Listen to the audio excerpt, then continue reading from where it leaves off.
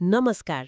आज हामी सन् 2025मा नेपालको राजनीतिक अवस्था कस्तो छ त्यसबारे अलि गहिरिएर कुरा गरौँ है। हो, हामीले हेरेका विभिन्न विश्लेषणहरूले देशको लोकतान्त्रिक यात्रा, यसका चुनौतीहरू अनि अब अगाडि के होला भन्ने कुराहरू देखाउँछन्। हाम्रो आजको छलफलको उद्देश्य पनि त्यही हो।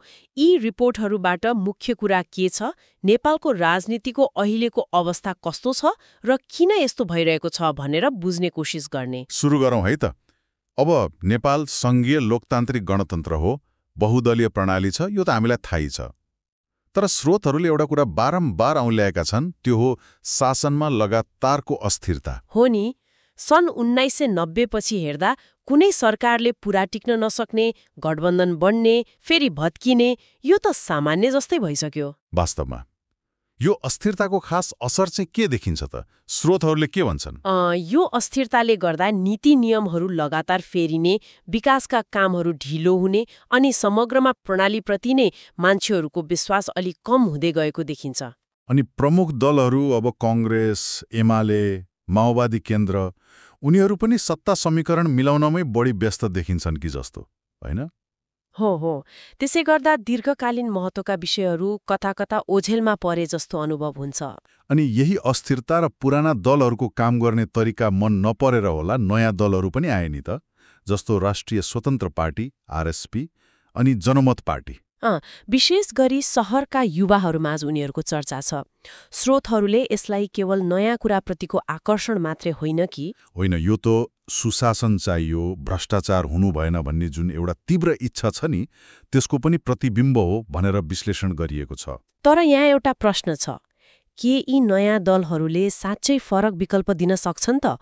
उनीहरूको आफ्नै साङ्गठनिक संरचना, नीतिगत स्पष्टता कस्तो छ, यसबारे केही छ स्रोतहरूमा? यो महत्त्वपूर्ण प्रश्न हो। हेर्नु, स्रोतहरूले उनीहरूको उदयलाई सकारात्मक रूपमा लिए पनि उनीहरूका आफ्नै चुनौतीहरू छन् भनेका छन्। जस्तो कि अब पार्टी छिटो बढ्यो, तर सङ्गठनलाई कसरी बलियो बनाउने, पार्टीभित्रै लोकतन्त्र कसरी कायम राख्ने भन्ने कुराहरू छन्। अनि पुराना दलहरूको जस्तो गाउँ-गाउँसम्म फैलिएको सञ्जाल र अनुभव पनि त कमै छ नि। भनेपछि उनीहरूले उठाएका मुद्दाहरू कतिको लागू गर्न सक्छन् भन्ने कुरा त अब हेर्नै बाँकी छ। ओहो, त्यो परीक्षण हुन बाँकी नै छ। अब अलिकति अरू चुनौतीहरूतर्फ जाउँ। राजनीतिक अस्थिरता त छँदैछ, भ्रष्टाचारको कुरा पनि प्रमुख रूपमा उठेको छ है। एकदम। भ्रष्टाचार त अब खालि पैसाको लेनदेन मात्रै भएन, नीति बनाउने तहमा नै यसले असर पारेको देखिन्छ। राज्यकै संयन्त्र कमजोर बनाएको जस्तो। त्यो त हो, नागरिकको दैनिकीसँग जोडिएको विषय भयो यो। त्यसैले त होला भ्रष्टाचार विरोधी अभियानहरू, नागरिक स्तरका आवाजहरू पनि बढेका छन्। अनि अर्को ठूलो चुनौती सङ्घीयता, होइन त? सिद्धान्तमा त आयो, तर कार्यान्वयनमा अझै समस्या छ। प्रदेश र स्थानीय तहहरूले स्रोत, अधिकार, कर्मचारी व्यवस्थापनमा अझै पनि सङ्घर्ष गरिरहेको देखिन्छ। भनेपछि सङ्घीयताको फाइदा जति जनतासम्म पुग्नुपर्ने हो त्यो हुन सकिरहेको छैन भन्ने विश्लेषण छ। हो, स्रोतहरूले त्यस्तै सङ्केत गर्छन्। यी सबै कारणले गर्दा पुराना पार्टीहरूप्रति मान्छेहरूको विश्वास घट्दै गएको र सडकमा विरोध अनि राजनीतिक सुधारको माग बढेको देखिन्छ। चुनौतीका कुरा त धेरै भए, तर केही सकारात्मक पक्ष पनि छन् कि? स्रोतहरूले केही आशा लाग्दो कुरा पनि उल्लेख गरेका छन् कि? छन्। निराशा मात्रै छैन। सबैभन्दा महत्त्वपूर्ण कुरा त लोकतान्त्रिक प्रक्रिया चलिरहेको छ। नियमित चुनावहरू शान्तिपूर्ण ढङ्गले भइरहेका छन्। त्यो त हो। अनि अर्को राम्रो पक्ष, राजनीति र सार्वजनिक विषयहरूमा युवाहरूको चासो र सहभागिता बढेको छ।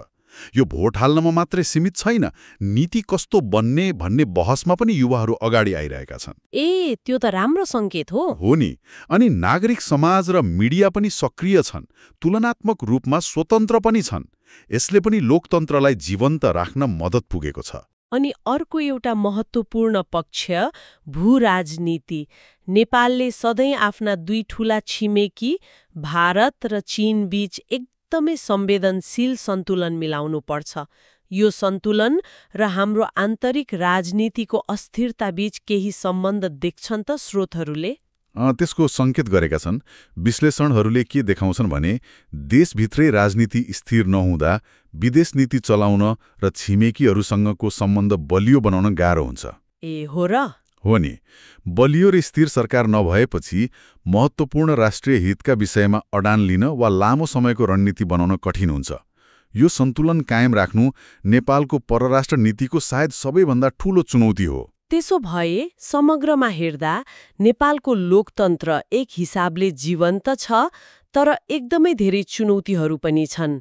अस्थिरता, भ्रष्टाचार, शासन क्षमताका प्रश्नहरू एकातिर छन्। अनि अर्कोतिर नियमित चुनाव, युवाहरूको सक्रियता, नयाँ राजनीतिक शक्तिको उदय जस्ता कुराले परिवर्तनको आशा पनि देखाउँछन्। यो निकै जटिल र चलायमान अवस्था हो। नेपालको लोकतन्त्रको यो निरन्तर यात्रा हो जस्तो लाग्छ, जहाँ पुराना समस्या पनि छन्, नयाँ आशाहरू पनि देखिन्छन्। एकदम। र अन्त्यमा एउटा गम्भीर प्रश्न सोच्न छोडेर जाउँ न त। स्रोतहरूले भारत र चीन बीचको भूराजनीतिक सन्तुलन कति नाजुक छ भनेर जोड दिएका छन्। यदि नेपालको आन्तरिक राजनीतिक खिचोलो, यो अस्थिरता अझै बढ्दै गयो र त्यसले यो बाहिरी सन्तुलनलाई नराम्रोसँग असर गर्यो भने नेपालको दीर्घकालीन स्वायत्ता र आर्थिक भविष्यमा यसको कस्तो असर पर्ला, यो विषयमा अलि गहिरिएर सोच्नुपर्ने देखिन्छ।